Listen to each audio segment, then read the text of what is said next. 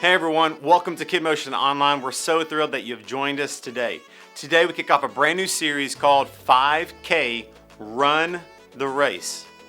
And this series is all about commitment. And this is how we're defining commitment this month. Commitment, making a plan and putting it into practice. You see, it takes commitment to do all sorts of things, like homework, playing on a sports team, drawing a masterpiece with chalk on your driveway, or running in a race like a 5K. You've got to put in the hard work ahead of time so that you can run your very best race on race day. In the Bible, the Apostle Paul even used running as an example in one of the letters that he wrote to the church in Corinth. Look at what Paul wrote in 1 Corinthians 9:24. It says, "In a race, all runners run, but only one gets the prize." You know that, don't you?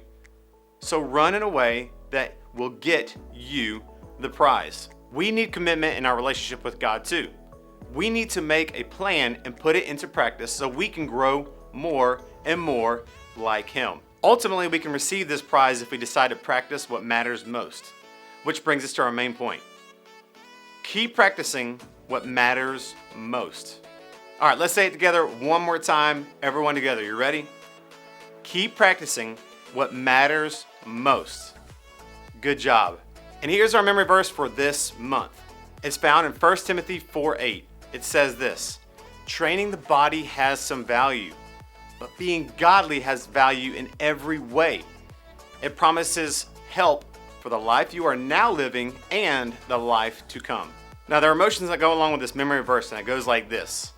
Training the body has some value, but being godly has value in every way. It promises help for the life you are now living and the life to come. 1 Timothy 4:8. All right, let's do it one more time. You guys ready? Everyone together. Training the body has some value, but being godly has value in every way. It promises help for the life you are now living and the life to come. 1 Timothy 4:8. You see, the kind of training Paul was talking about was much bigger than just running a race. Look at what Paul wrote next in his letter. 1 Corinthians 9:25. "All who take part in the games train hard. They do it to get a crown that will not last, but we do it to get a crown that will last forever." Life is like a race. It's like a journey. If you want to be strong as you run the race of life, that takes commitment.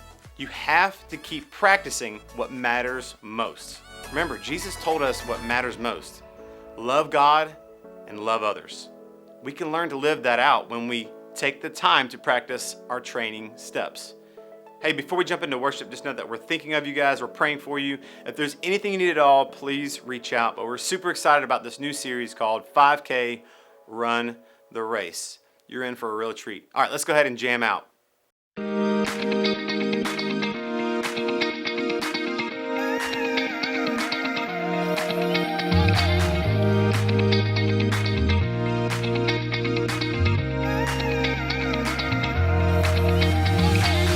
Waking up knowing there's a reason. All my dreams come alive. Life is for living with you. I've made my decision. You lift me up, fill my eyes with wonder. Forever young in your love, this freedom's untainted. With you, no moment is wasted. See the sun now bursting through the clouds, black and white, turn to color all around. All is new in the Savior I have found. This is living now.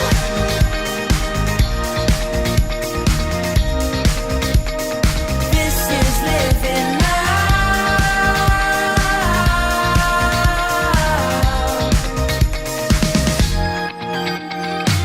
You lead the way, guide you right beside me. In your love I'm complete. There's nothing like living with you. This life you created,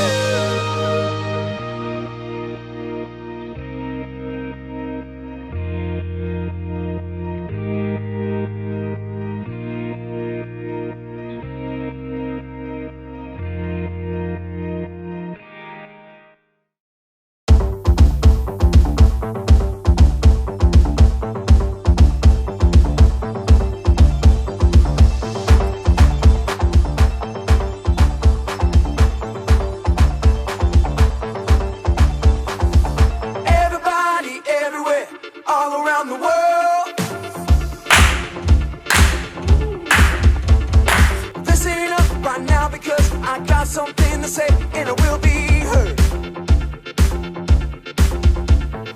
I made up my mind, not afraid to show. That's right, gonna leave the past behind, gonna let the whole world know I am who God says I am. Let me tell you now, I am who God says I am. I am forgiven, I am a winner, I have been chosen. Jesus, I am yours. Jesus, I am yours. Forever. Jesus, I am yours. Forever. I am. Jesus, I am yours. Woo!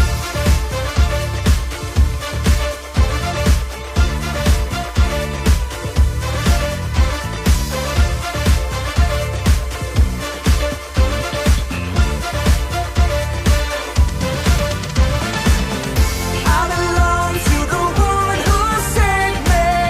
I belong to the one who gave his life. So I will take my place. I will stand and say, Jesus, I am yours.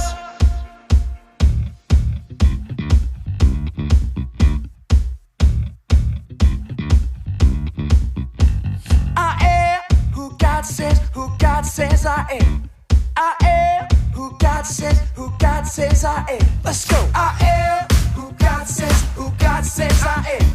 I am who God says I am. I am who God says I am. I am who God says I am. I am forgiven. I am a winner. I have been chosen. Jesus, I am yours.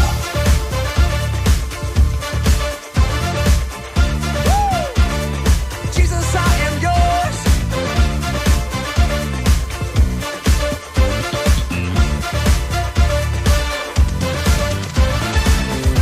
I belong to the one who saved me.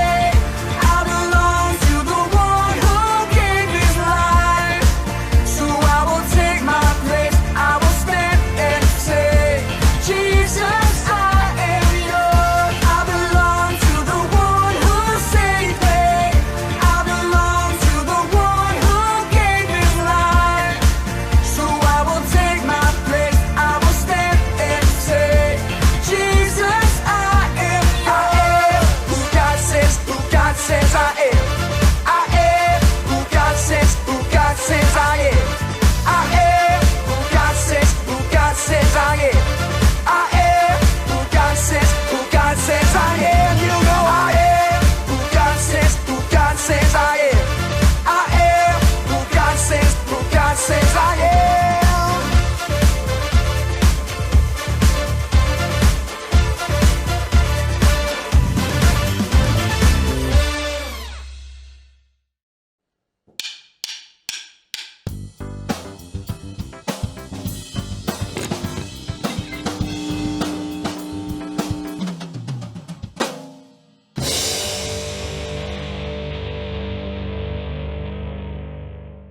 Have you ever decided to do something really big?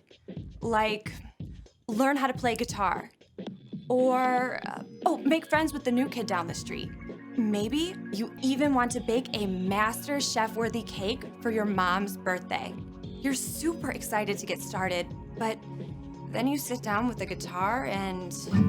oh, no. Or you spend all morning working up the nerve to go knock on the new kid's door, and it turns out he's gone for a week of summer camp.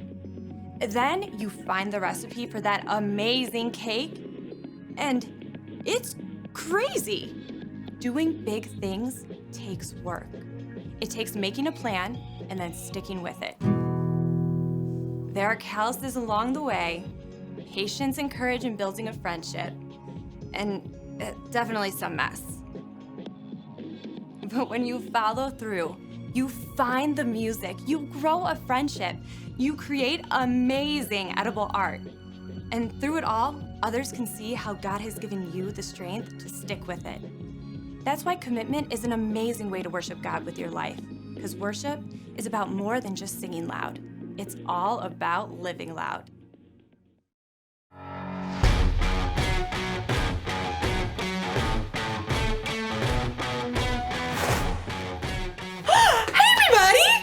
Erica, and I'm training for a 5K race. As you can see, I've been training all day, so as my grandma would say, I'm a little glowy. If you've ever run a 5K, you know it takes a lot more than popping off a couch and putting your running shoes on, okay? It takes commitment. Commitment is making a plan and putting it into practice. And my plan is not just running around a lot. I mean, I've got to train in what I'm calling the 3 S's. Speed, strength, smarts. So there's running, yes, but I'm also working on my strength. And running takes a lot out of you. I just can't take a second. Woo! I'm so tired. Your body's gonna wanna give up. Ow. But I'm going to train my brain to keep running the race no matter what. Like right now, my body is telling me not to eat this kale because it looks gross. But my brain tells me that kale is good for giving my body energy. So, here goes. Come on, brain! Eat! I can't do it! Maybe I can find some easier ways to train my brain. In today's story, the Apostle Paul wrote about training for a different kind of race. No kale involved. What? No!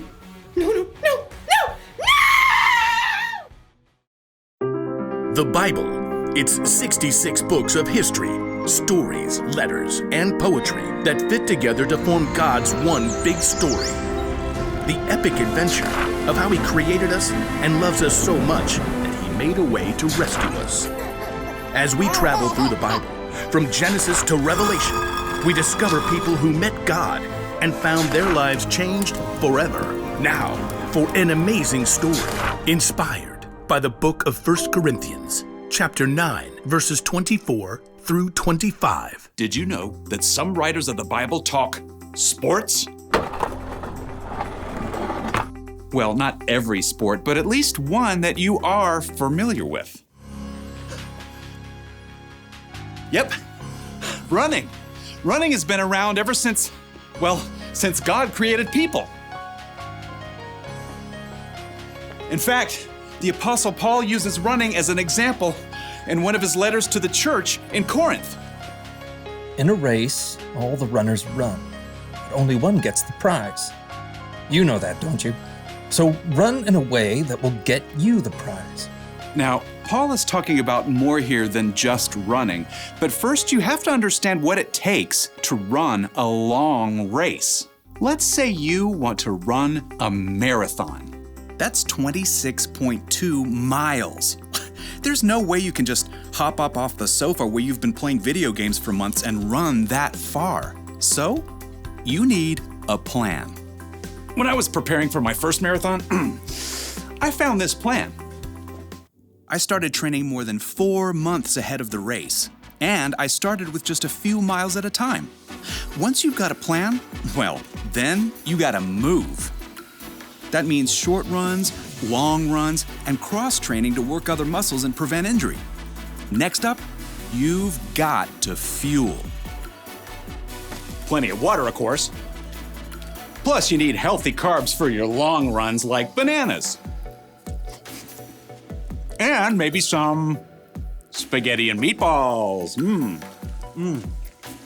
What's the last part of your training? Get ready for it. Rest. If you don't rest and let your body recover, you'll get burnt out or injured. The last few days before a marathon, you don't even run at all. Yeah, running a long race is no joke. But Paul says what we're doing right now, you and me, is even more important. All who take part in the games train hard. They do it to get a crown that will not last.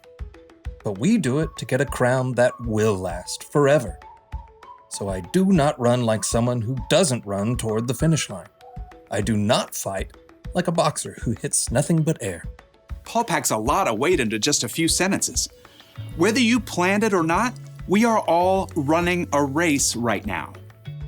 Okay, so that's a little crazy. Clearly, I'm standing here talking to you, and you aren't outside running laps either. But Paula is talking about a way of life, a journey. We're all focused on the finish line, life forever with Jesus, but in the meantime, every step along the way is important as we live out what matters most. Jesus reminded his followers, Love the Lord your God with all your heart and with all your soul. Love him with all your mind. Love your neighbor as you love yourself. Yep, love God, love others. That's what matters on this journey together. But just like you can't skip from jogging 1 lap around the school gym to running a 26.2-mile race, you're gonna need some practice. Your Love God, Love Others marathon needs a training plan. Now, none of us have it all figured out, but here are 4 important things to start with. In fact, you may already be doing some of them. First point, hear. God is the master teller of this amazing story. He's the author of this whole race, so the most important thing is learning to hear from God. That means digging into God's Word and hearing the stories and wisdom from people who walked with Him. And you can also hear from God from people around you in your life who know and follow Him. Now, here's the second step in training for our Love God, Love Others marathon. Pray. Okay, when you hear pray, you might think, In nomine Patris et Filii et Spiritus Sancti. Truth is, you don't need fancy words to pray. You can talk to God anytime, anywhere, about anything, just like talking to your mom or your best friend. Now let's take a look at point 3 in our training plan. Talk. Hello out there! Tell other people what God has been up to in your life, what's changing, how you're learning to love others better. And here's the final point in your Love God, Love Others training plan. Live. Live for God. Let His love fill up every part of your life, at home, at school, at church, even when your dad makes you stop reading your book to play a game with your little sister. Hear, pray, talk, live. That's how you practice loving God and loving others. As Paul wrote, so run in a way that will get you the prize. We do it to get a crown that will last forever. And when you do, you will live out Paul's wisdom to the Corinthians and win the race.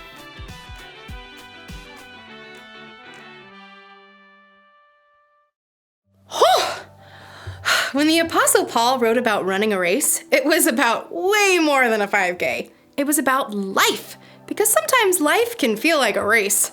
That's why we've got to train. We need to make a commitment to practice what matters most. Jesus taught that what matters most is to love God and love others. How do you do that? Well, you can start with these 4 words. Hear, pray, talk, and live. Hear. Hear from God. Pray. Pray to God. Talk. Talk about God. Live. Live for God. In the race of life, you can't always rely on your own strength. You'll need God's help and wisdom to keep running. It's not always going to be easy. You may even want to give up. But it's better to keep going, because loving God and loving others is the most important thing you will ever do. Here's the one thing to remember today. Keep practicing what matters most, loving God and loving others. This may come natural to you, or it may seem totally new. Whatever the case, just commit to training a little bit every day. It'll be good for you. I guess if I commit to training, I need to do what's good for me and try a little bit of kale.